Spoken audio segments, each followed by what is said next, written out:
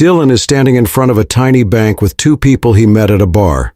It's almost absurd that someone who has previously hacked Microsoft, Epic Games, and even the US Army would stoop to robbing a bank in the traditional way. The idea is straightforward. Turn off the cameras, get the money, and go. If they hadn't overlooked a hidden camera, it would have been ideal. However, this is not where the narrative begins. It all started in 2005, when a group of adolescents discovered something they were never supposed to find in an electronic rubbish bin.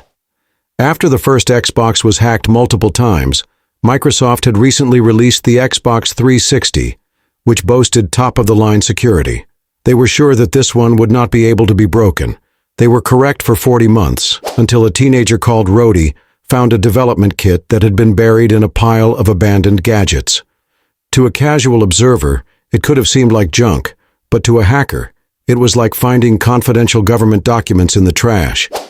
These kits were intended solely for trusted developers. They are extremely rare and have very limited availability. How did it end up in the trash? The notorious Red Ring of Death. Microsoft had recalled thousands of damaged consoles, including development kits, but rather than being destroyed, some of them ended up in places they weren't supposed to be. David Pecora, a Canadian programming prodigy, was one of the people who managed to get one. When he was a child, he obtained an Xbox for the first time, and it was then that he developed his fixation with altering consoles. He was producing mods for Halo 3 that were so excellent that the entire community took notice by the time he obtained a dev kit. Nobody was able to figure out how he accomplished it, and when he was asked, he would only answer, "You won't know. Nobody will inform you." However, there was one individual who did not want to accept that. Anthony Clark, an 18-year-old programmer. Anthony made David a proposal. He would improve David's mods in return for the contact-selling dev kits. Although it was a minor deal, it unwittingly paved the way for something far larger. The two discovered a secret network called PartnerNet while using their development kits. This network was a place where creators uploaded early versions of games months before they were released. For a gamer, it was like finding El Dorado. It was impossible to resist the temptation. David and Anthony spent many sleepless nights researching PartnerNet and playing games that were not available to anybody else. However, the developers started to notice something unusual. People who were not on their teams were getting access to their unreleased games. A notice soon showed up on their screens that read, "Winners don't hack PartnerNet." They disregarded the warning.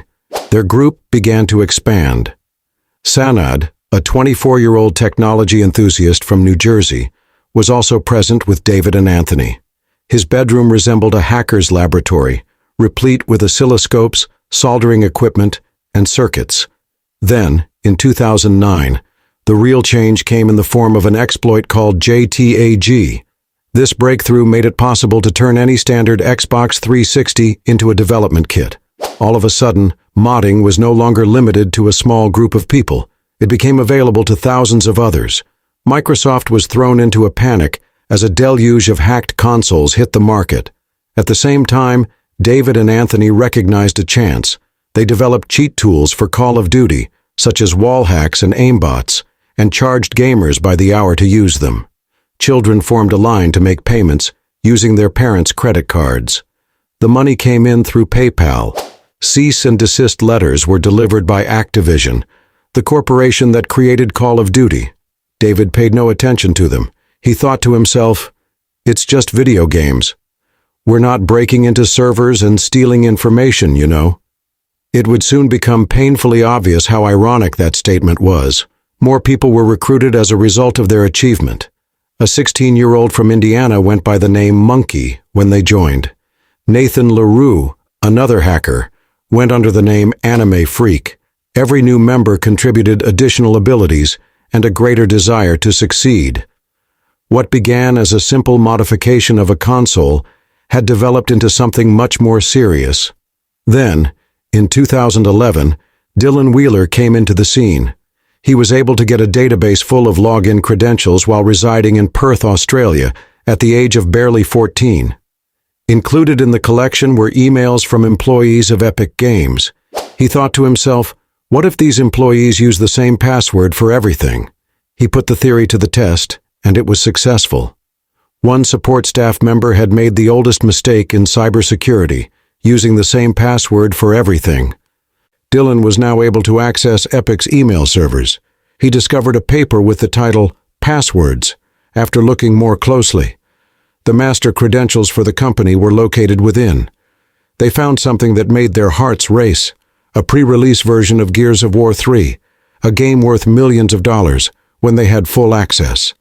They were unable to download it directly without raising suspicion, so they asked Sanad for help. Sanad utilized a customized modem to make the transmission untraceable. Sanad downloaded hundreds of terabytes of data at 3 a.m.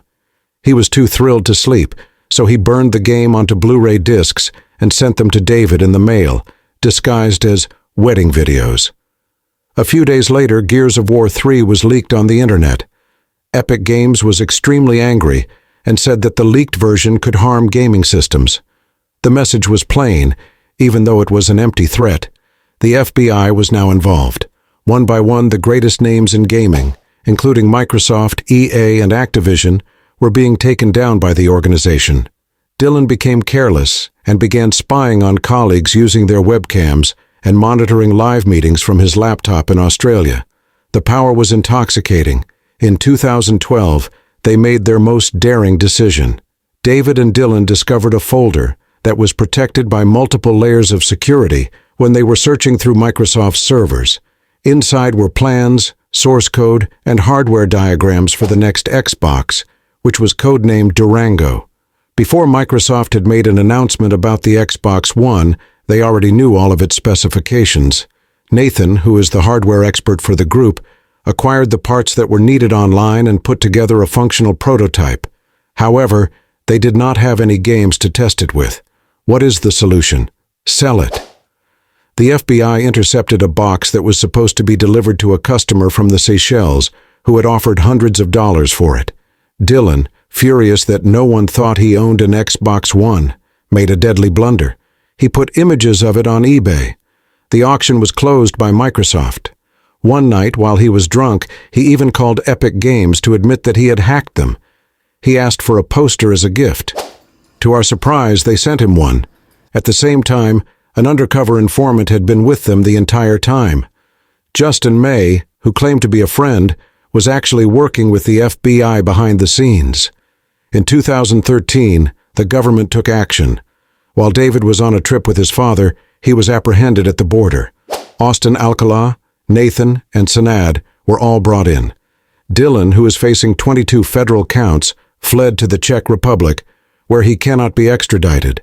The consequences were catastrophic.